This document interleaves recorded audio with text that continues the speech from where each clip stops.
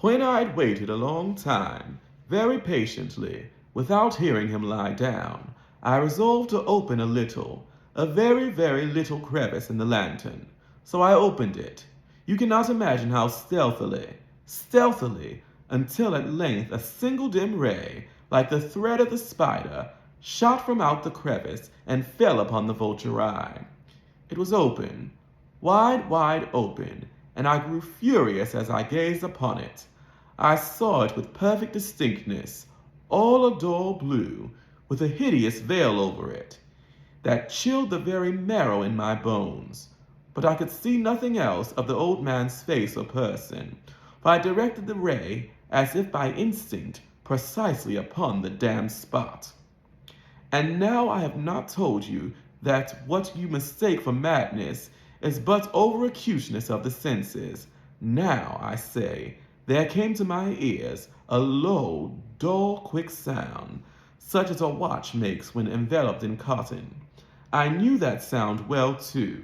It was the beating of the old man's heart. It increased my fury, as the beating of a drum stimulates the soldier into courage. But even yet I refrained and kept still. I scarcely breathed. I held the lantern motionless. I tried how steadily I could maintain the ray upon the eye. Meantime, the hellish tattoo of the heart increased. It grew quicker and louder every instant. The old man's terror must have been extreme. It grew louder. I say, louder every moment.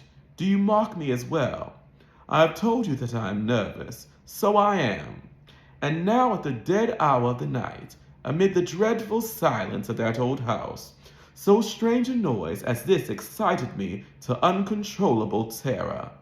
Yet for some minutes longer I refrained and stood still. But the beating grew louder. I thought the heart must burst, and now a new anxiety seized me. The sound would be heard by a neighbor. The old man's hour had come. With a loud yell, I threw open the lantern and leaped into the room. He shrieked once only. In an instant I dragged him to the floor and pulled the heavy bed over him. I then smiled gaily to find the deed so far done. But for many minutes the heart beat on with a muffled sound. This, however, did not vex me. It would not be heard through the wall. At length it ceased. The old man was dead. Yes, he was stone dead. I placed my hand upon the heart and held it there many minutes. There was no pulsation. He was stone dead. His eye would trouble me no more. If you still think me mad, you will think so no longer when I describe the wise precautions I took for the concealment of the body. The night waned, and I worked hastily, but in silence. First of all, I dismembered the corpse. I cut off the head and the arms and the legs. I then took up 3 planks from the flooring of the chamber and deposited all between the scantlings. I then replaced the board so cleverly, so cunningly, that no human eye, not even his, could have detected anything wrong. There was nothing to wash out, no stain of any kind, no blood spot whatever. I had been too wary for that. A tub had caught all. Ha! Ha! When I had made an end of these labors, it was 4 o'clock, still dark as midnight. As the bell sounded the hour, there came a knocking at the street door. I went down to open it with a light heart. For what had I now to fear?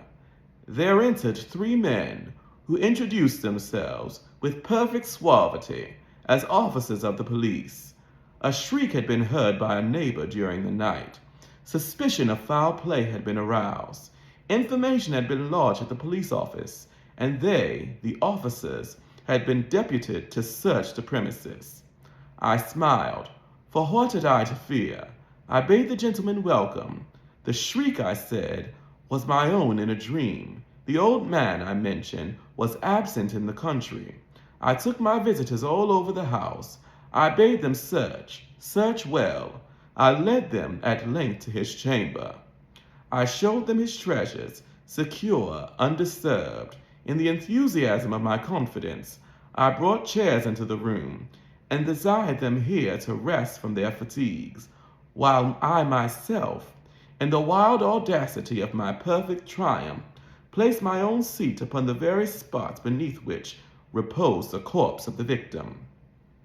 The officers were satisfied. My manner had convinced them. I was singularly at ease. They sat, and while I answered cheerily, they chatted of familiar things. But ere long, I felt myself getting pale and wished them gone. My head ached, and I fancied a ringing in my ears. But still they sat and still chatted. The ringing became more distinct. It continued and became more distinct. I talked more freely to get rid of the feeling, but it continued and gained definitiveness, until at length I found the noise was not within my ears. No doubt I grew very pale, but I talked more fluently and with a heightened voice. Yet the sound increased, and what could I do? It was a low, dull, quick sound, much sound as a watch makes when enveloped in cotton.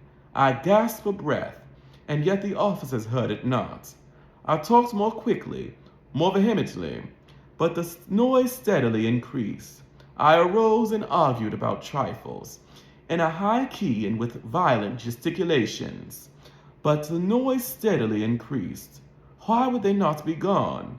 I paced the floor to and fro with heavy strides, as if excited to fury by the observations of the men, but the noise steadily increased. Oh God! What could I do? I foamed, I raved, I swore. I swung the chair upon which I had been sitting and grated it upon the boards. But the noise arose over all and continually increased. It grew louder, louder, and still the men chatted pleasantly and smiled. Was it possible they heard it not? Almighty God! No, no, they heard, they suspected, they knew. They were making a mockery of my horror. This I thought, and this I think.